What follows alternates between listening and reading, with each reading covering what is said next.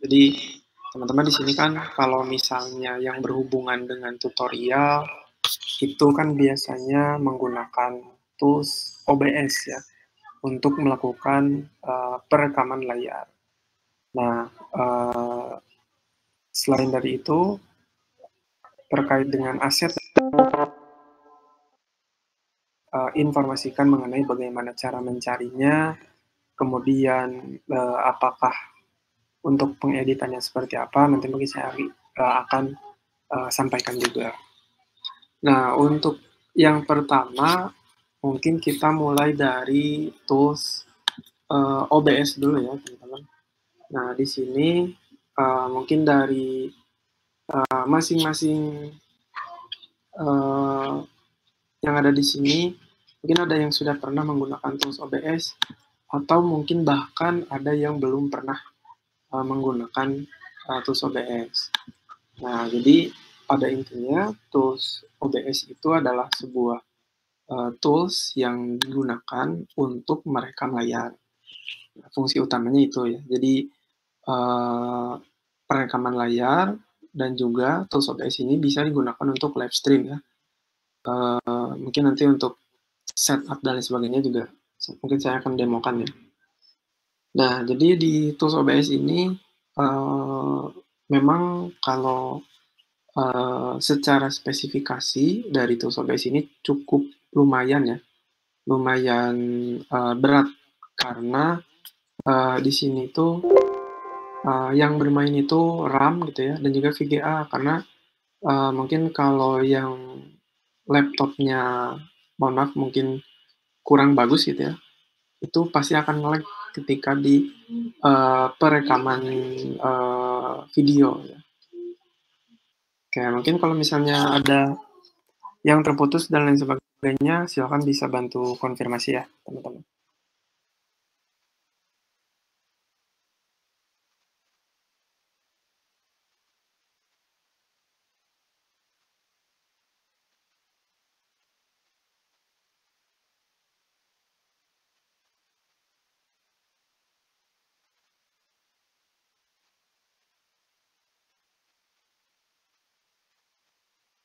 Baik, nah tadi di sini kita akan membahas mengenai OBS. Untuk default-nya itu seperti ini ya. Oke.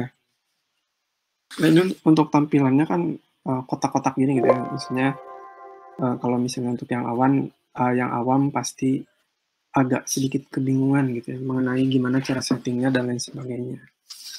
Nah, sebelum setup source, kita harus melakukan setup mengenai video terlebih dahulu ya. Jadi videonya ukurannya seperti apa, FPS-nya berapa, kemudian output-nya apa. Nah, di sini untuk yang general dan sebagainya itu diabaikan saja. Selanjutnya masuk ke video. Nah, ini mengenai resolusi, silakan bisa disesuaikan. Ini untuk 720, 1080, dan ini di 2880. Mungkin kita pakai yang 720. Lalu ini scalingnya atau mungkin pixelnya ya. Nah, kemudian di sini FPS-nya kita pilih yang 24 aja. Karena perbedaan dengan 24 dan 30 itu tidak jauh beda ya. Maksudnya sama-sama aja. Yang penting dari sisi kualitas itu baik. Oke, di sini saya pilih 720 dikali 24 fps. Nah, setelah seperti ini, selanjutnya kita harus melakukan setting pada output. Nah, di sini jangan sampai outputnya itu MKV dan lain sebagainya, tapi harus di MP4. Nah, biasanya default OBS itu MKV. Defaultnya itu MKV, nah dirubah ke MP4. Ini ada dua opsi ya, kita pakai ini aja. Jadi antara MKV dan MP4 itu perbedaannya dari sisi ukuran ya teman-teman. Kalau misalnya memilih MCAV itu lebih besar ukurannya. Kemudian output modenya silakan bisa disesuaikan. Nah, ini kalau misalnya fast, ultra fast ini tergantung dari spesifikasi teman-teman. Kalau misalnya di sini saya pilih yang very fast karena di sini penggunaannya medium ya. Jadi yang standar. Oke, untuk audio dan lain sebagainya ini tidak perlu gitu ya. Nah, kalau misalnya sudah oke settingan yang tadi, yaitu di video dan output, selanjutnya adalah kita pengaturan di source-nya. Nah, untuk di source ini banyak opsi yang bisa digunakan gitu ya. Yang pertama, apakah mau menangkap layar full? Kalau misalnya menangkap layar full, bisa menggunakan display capture. Jadi apa yang kita buka di komputer atau di laptop kita itu bakalan ketangkep gitu ya. Sebentar, ini kita konfigurasi dulu untuk layarnya.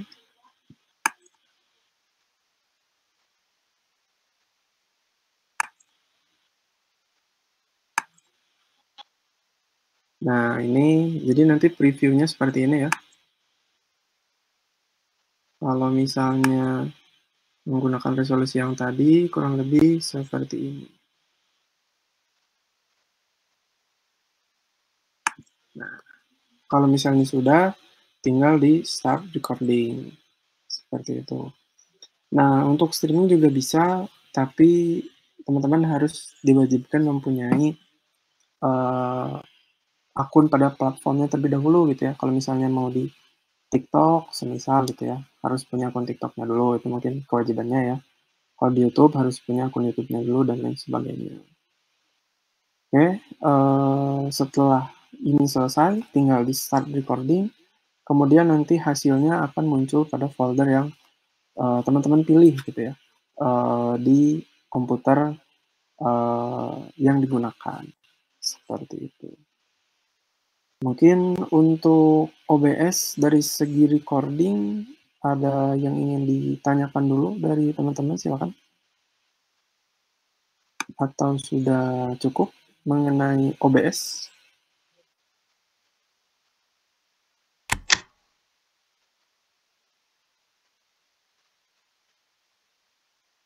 Nah, jadi OBS ini sangat berguna gitu ya untuk teman-teman yang kontennya itu berdasarkan apa yang ada di layar gitu ya. Kayak misalnya tutorial coding mungkin ya, atau mungkin tutorial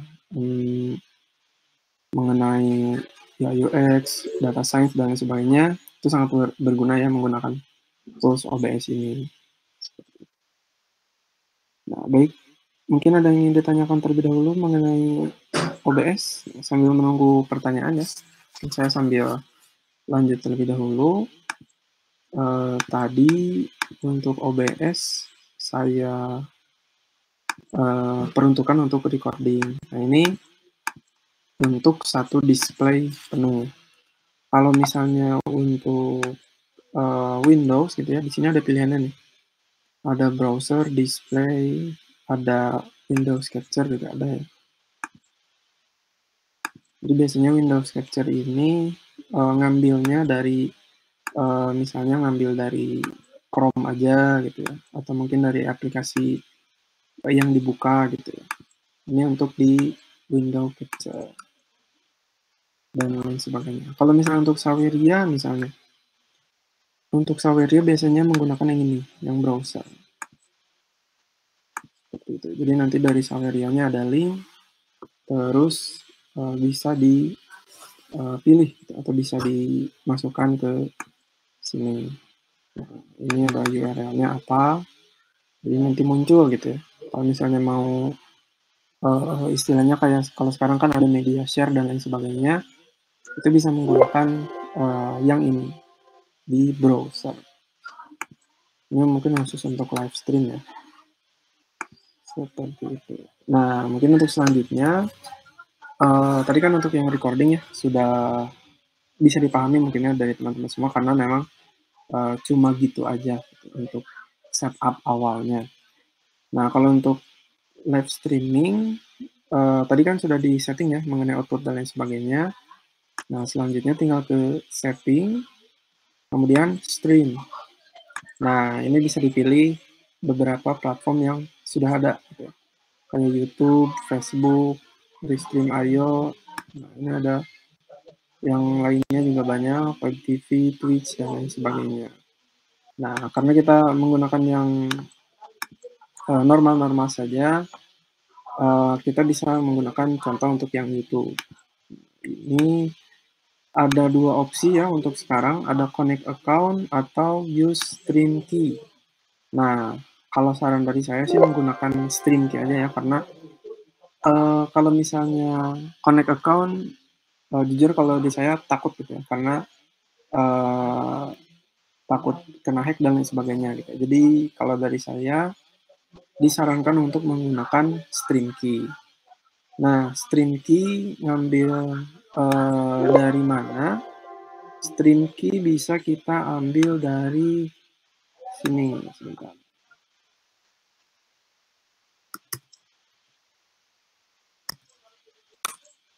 Nah, pertama kita masuk ke YouTube Studio dulu, kemudian nanti di kanan atas itu ada tombol ya, semacam live gitu. Nah, di sini ada tombol buat, kemudian klik live streaming. Nah, nanti biasanya akan muncul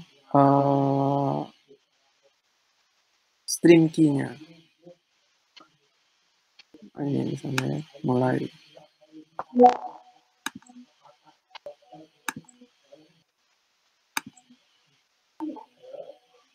Nah, ini sebentar ya, ini loading dulu dan kita harus menunggu juga setup dari YouTube-nya.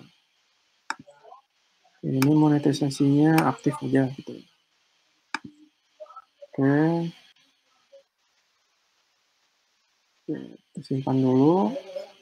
Nah, ini stream key bisa diambil di sini. Kunci streaming ya. Nah, ini bisa di-copy, kemudian nanti di paste aja pada OBS-nya. Ini kita show dulu, kemudian paste. Nah, setelah seperti ini, tinggal klik OK, lalu pada YouTube-nya atau pada OBS-nya tinggal start streaming. Seperti itu. Kemudian nanti videonya dipublish dan otomatis live streaming kita akan ada gitu ya di YouTube atau di channel kita. Seperti itu. Nah, ini untuk aplikasi OBS. Tadi ada tutorial setup-nya, kemudian masuk ke setup mengenai screen record dan juga di live streaming. Nah, untuk mengenai OBS mungkin ada yang ingin ditanyakan dulu dari teman-teman semua. Untuk link absen tidak ada ya. Jadi untuk absensi otomatis menggunakan sistem Kak Budi dan Kak Anggara.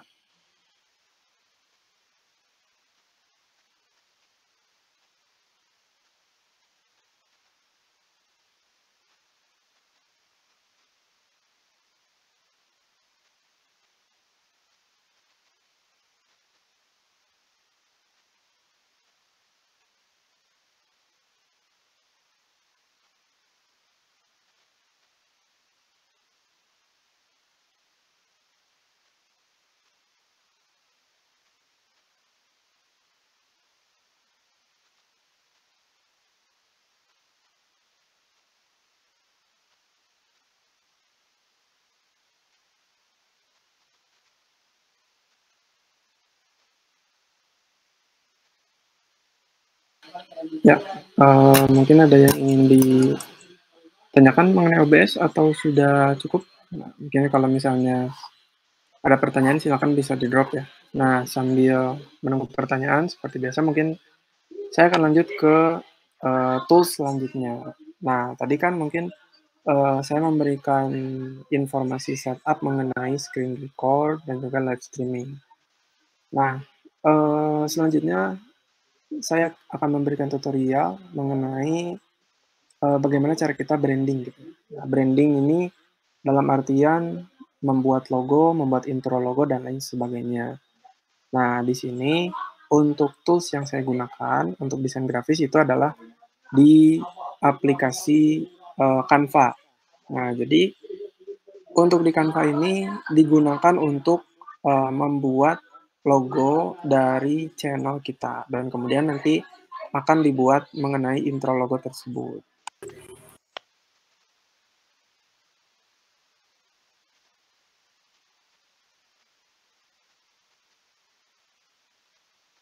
Oh, baik, ini ada pertanyaan dari Kak Muhammad Sirajud mungkin ya. Tips untuk streaming agar tetap lancar bagaimana, Kak? Kan waktu streaming pasti banyak yang rebutan sinyal. Kalau dari saya, untuk streaming itu yang pertama, device harus mendukung. Karena kalau streaming itu memang cukup berat ya. Jadi yang pertama device harus mendukung, kemudian dari internet juga upload-nya harus bagus, seperti itu. Jadi memang kalau streaming itu nggak main-main gitu ya untuk spesifikasi, nggak bisa kayak, eee, laptop yang biasa gitu ya, untuk live streaming. Memang bisa, tapi mungkin kualitasnya tidak maksimal. Oleh karena itu, untuk live streaming, tipsnya itu yang pertama ya, komputer atau device-nya harus bagus, kemudian, dari sisi internet, mungkin kalau dari paketan Mbps seminimal mungkin di 50 ya, gitu. Mungkin 30 juga masih oke, tapi mungkin untuk penggunaan sendiri ya, seperti itu. Kalau misalnya 20 Mbps tapi, connect ke handphone atau mungkin ada yang nonton YouTube juga dan lain sebagainya mungkin akan kesulitan ya, mengenai jaringannya. Namun kalau misalnya, tadi, eee, dari internet mungkin seminimal mungkin 50, kemudian spesifikasinya, eee, spesifikasinya mumpuni gitu ya atau mungkin standar. Nah mungkin yang dimaksud standar itu, kalau dari pengalaman pribadi saya, kalau dari RAM mungkin ya, RAM mungkin bisa di 8 atau 12, seminimal mungkin 8. Kemudian VGA juga ya, itu berpengaruh karena dari pemrosesan, visual gitu ya. Nah kemudian, dari prosesor mungkin bisa yang terbaru gitu ya, generasinya ya. Jadi mau i3, i5 dan lain sebagainya, itu boleh-boleh saja, asal generasinya terbaru, seperti itu. Oke, kemudian dari Kak Andika, cara nge-freeze stream gimana ya agar saat setting-setting tidak terlihat kalau tidak ada double display? Eee, nge-freeze kalau untuk nge-freeze mungkin bisa diakali dengan menambahkan, eee, image gitu ya. Jadi ketika setting ya, ketika setting, klik dulu image supaya ditampilkan image tersebut, kemudian silakan melakukan setting. Atau, ketika live stream, itu jangan menggunakan mode display, tapi menggunakan mode Windows yang tadi. Kalau display kan, apa ya, kalau display itu seluruh kegiatan atau seluruh aktivitas kita pada komputer itu direkam ya. Nah, kalau misalnya menggunakan yang Windows, display tadi, itu, kalau kita buka yang lain itu nggak akan kelihatan. Jadi untuk solusinya tadi, bisa menampilkan dulu mungkin aset, kayak misalnya mungkin teman-teman kalau lihat, streamer yang lain, ada tulisan kayak misalnya, "Mohon tunggu," atau mungkin ada tulisan, eee, "Will be right back," atau dan lain sebagainya gitu ya. Nah, itu bisa jadi opsi gitu ya ketika, akan ada perubahan dan lain sebagainya, Seperti itu mungkin Kak Andika.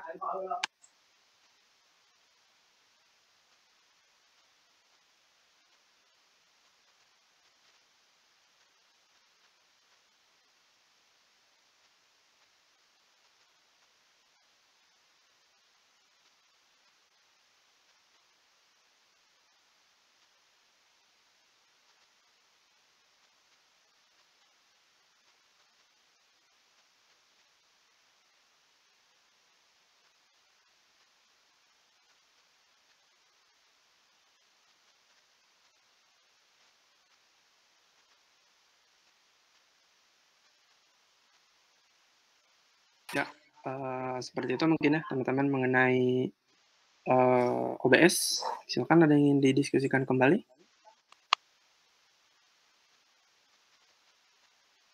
Baik, mungkin kita lanjut ke logo ya. Nah, di sini tools yang digunakan adalah canva.com. Sebentar, saya coba share screen kembali. Nah, ini untuk di tools Canva, kita akan berikan sampel untuk cara pembuatan logo ya. Di sini untuk pembuatannya kita tinggal klik create, kemudian ketikkan di sini logo. Nah, ini ada ukurannya 500 dikali 500 pixel. Kemudian di sini silakan bisa buat logo suka mungkin gitu ya, maksudnya bebas dari masing-masing brand atau mungkin channelnya masing-masing. Nah, misalnya ini saya menggunakan yang ini, kemudian saya ganti nama, misalnya jadi, oke, sampelnya seperti ini misalnya ya. Kemudian warnanya apakah mau diganti juga silakan.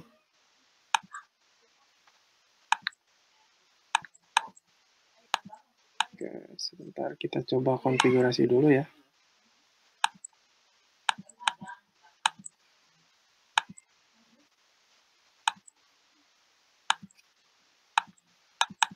Nah, misalnya seperti ini. Ini untuk sampelnya. Mungkin kita asumsikan logonya sudah jadi ya. Nah, ini logo untuk brand atau untuk channel kita. Misalnya seperti ini. Nah, selanjutnya ketika logonya sudah selesai, kita bisa download logo tersebut. Dengan catatan harus transparan. Nah, kalau misalnya di Canva Premium kan ada nih transparent background. Nah, kalau misalnya teman-teman Canva-nya belum premium, bisa di-download biasa aja, kemudian bisa dihapus melalui aplikasi remove background atau link websitenya remove.bg ya. remove.bg. Nah, ini kita download untuk logo yang ini, kemudian klik download. Nah, tunggu sampai logonya download. Di sini kita beri nama logo channel. Oke, nah untuk pembuatan logo sudah selesai. Selanjutnya saya akan membuat sebuah logo logo opener atau mungkin intro logo. Nah, website yang saya gunakan adalah aedownload.com. Ini digunakan untuk mencari template-template After Effects secara gratis ya. Kalau sebelumnya mungkin ada teman-teman yang pernah mengalami menggunakan aplikasi Share AE atau AE Share gitu ya. Nah, sekarang mungkin bisa opsi lain menggunakan AE Download ini. Mungkin kita cari logo. Ini kan ada logo reveal, logo liquid dan lain sebagainya. Silakan bisa di review terlebih dahulu ya. Oke, sebentar kita coba lihat dulu. Nah, ini untuk review-reviewnya juga sudah ada.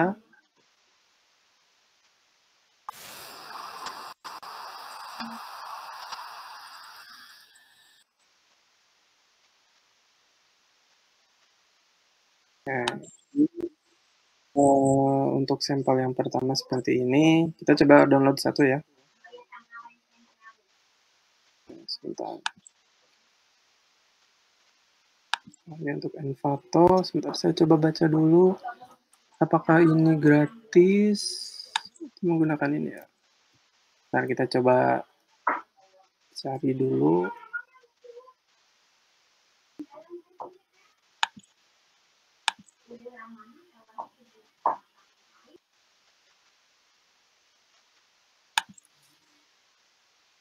Nah, ini seperti biasa harus seperti ini ya.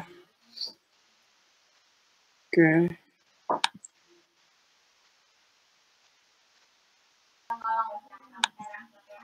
Nah, ini akan terdownload dengan ukuran berapa ya tadi? Oh, 30 MB. Nah, ini sambil menunggu mungkin kita ambil satu sampel lagi untuk logo opener yang lain. Oke. Mungkin untuk yang sebentar.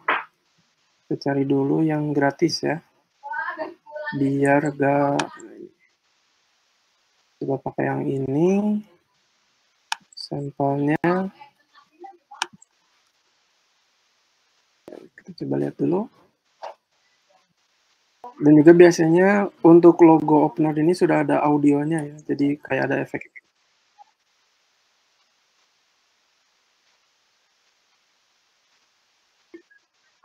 Oke, nah, mungkin untuk yang kedua kita menggunakan yang ini. Ini kita close karena memang sudah 3846 create download. Oh, sorry, ini harus menunggu dulu ya.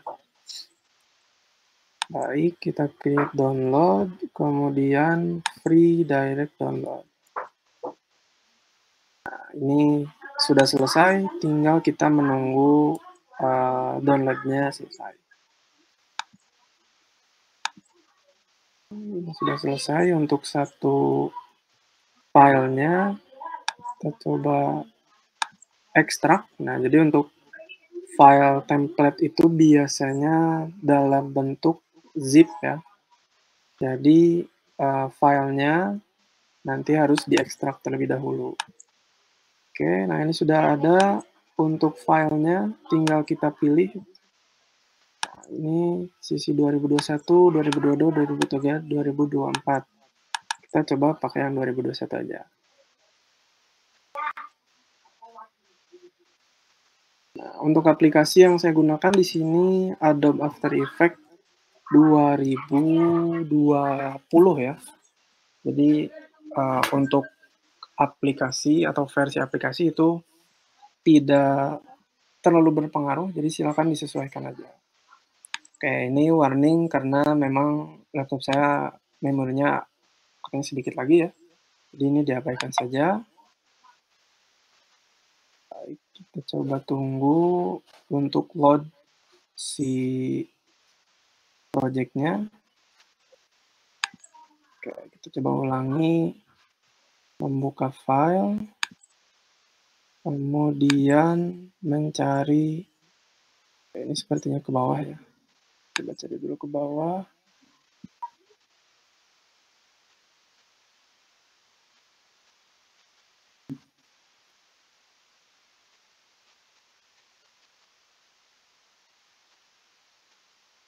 Oke, ini sudah ada ya dua-duanya. Tadi yang pertama itu yang liquid ya.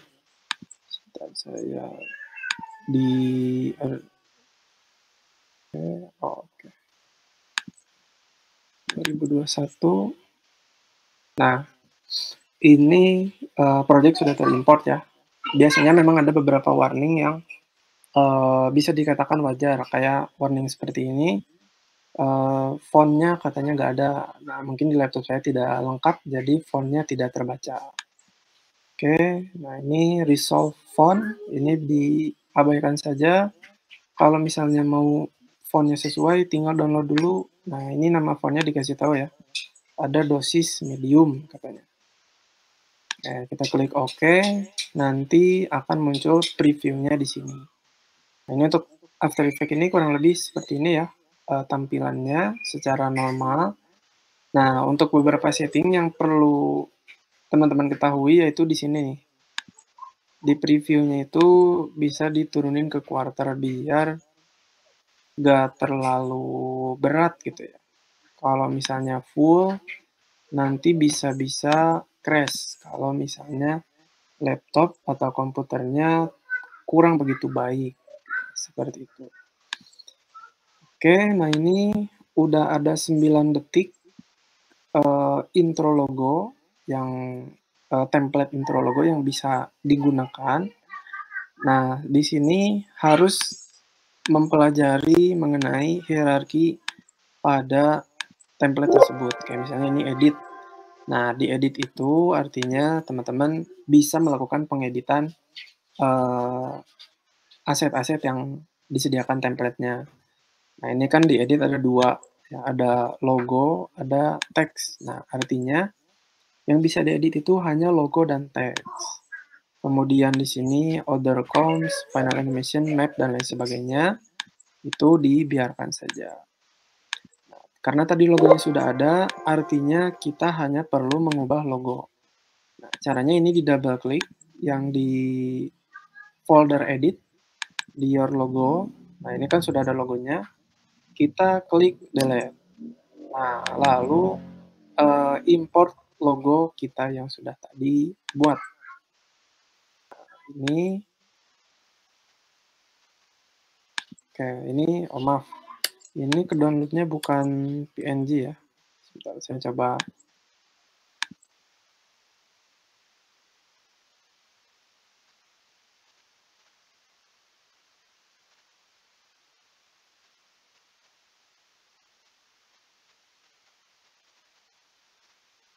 Ditanyakan terlebih dahulu, teman-teman.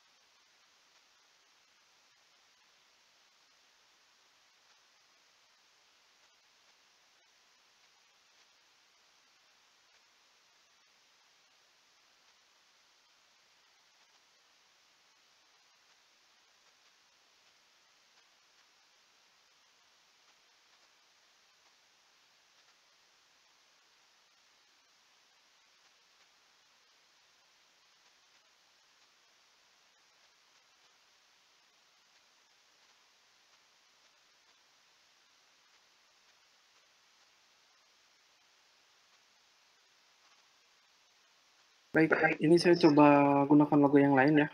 Karena lupa tadi background-nya hitam, jadi kita harus buat warna yang tidak hitam. Sebentar, ini mungkin warnanya seperti ini saja ya. Ini untuk sampelnya saya bikin logo untuk gorengan ya. Untuk sampel aja ya. Biar teman-teman mungkin bisa memahami secara langkah-langkah saja. Ini kita commit ininya belum ke klik ya. Nah, ini transparent background, diklik, kemudian di klik download.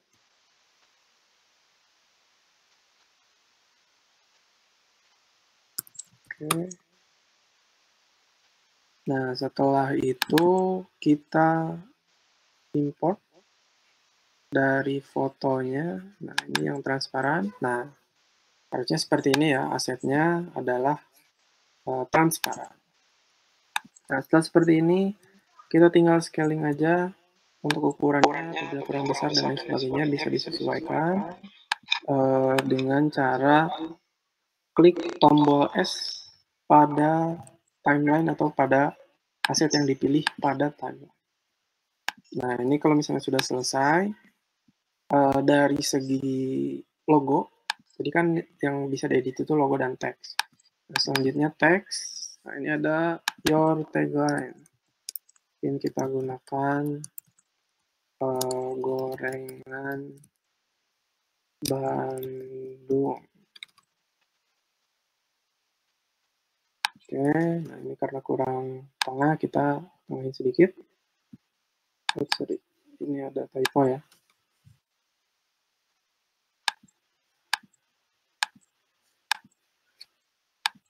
Ya, baik. Nah, kurang lebih seperti ini, dan harusnya akan berubah gitu ya, dari template yang ada. Nah, ini mungkin saya berikan preview sedikit ya, mengenai pembuatan logonya.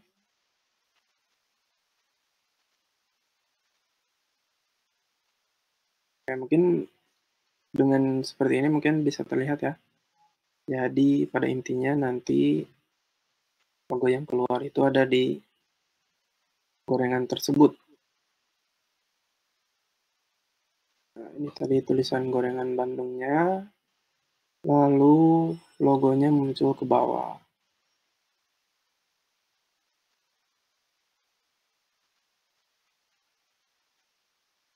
Nah, jadi logo yang tadinya statis gitu ya, bisa berubah jadi memiliki animasi, nah, seperti itu. Sebentar, mungkin ini bisa terus aja supaya tidak terlalu besar ya. Nah, seperti ini. Oke. Nah, kalau misalnya logonya sudah selesai, kita akan lakukan rendering. Untuk rendering, bisa melalui sini, File, Export, Add to Render, kemudian output modulnya di sini QuickTime ya, karena defaultnya itu QuickTime. Kalau mau MP4 biasanya menggunakan plugin dan lain sebagainya. Nah, ini kita klik OK, lalu output to-nya atau mau penyimpanannya di mana. Misalnya kita gunakan nama gorengan.move. Kita save. Nah, ini karena ini sebagai sampel, mungkin teman-teman kita akan coba render ya. Sambil menunggu render, silakan ada yang ingin ditanyakan terlebih dahulu mengenai After Effects ini, khususnya tadi di pembuatan logo ya. Nah, silakan mungkin bisa ditanyakan terlebih dahulu sambil kita menunggu rendering logo yang tadi sudah dibuat.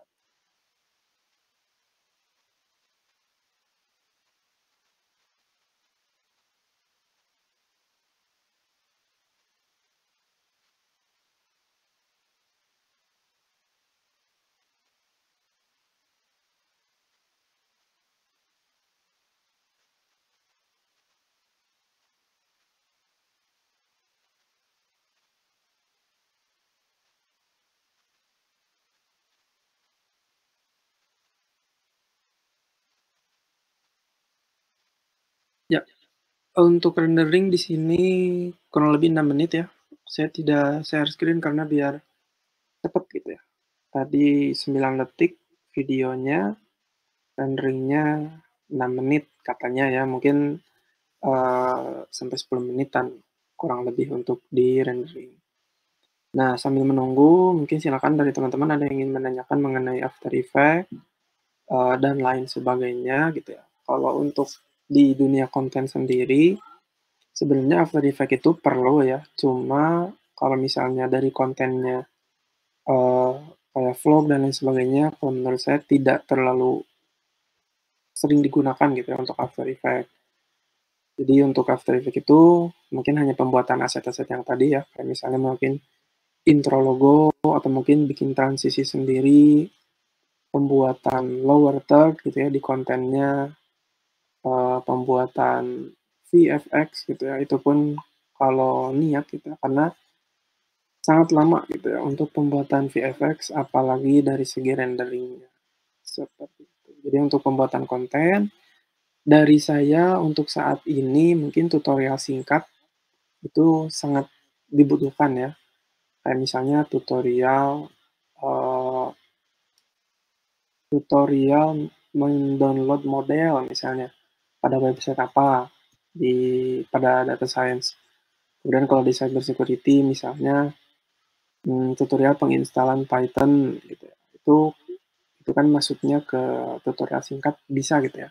Karena mungkin tinggal tinggal menambahkan prompt atau menambahkan perintah mungkin di command prompt, di, eee, apa namanya, kalau di MacBook itu, yang untuk prompting juga gitu ya. Itu mungkin bisa buat konten-konten simpel seperti itu. Kemudian kalau di UI UX mungkin tutorial download Figma, tutorial download apa gitu ya. Nah, kalau untuk sekarang kan seringnya itu di video pendek ya. Jadi teman-teman bisa mirroring, videonya di TikTok mungkin mencari FYP, di YouTube mungkin bisa dapat penghasilan juga ya dari YouTube Shorts, dan juga di Instagram juga sama. Jadi pada intinya kalau misalnya untuk pembuatan konten-konten, vertikal itu bisa apa namanya, bisa di-mirror ke berbagai platform. Oke, sebentar saya tunggu dulu ya untuk, rendering.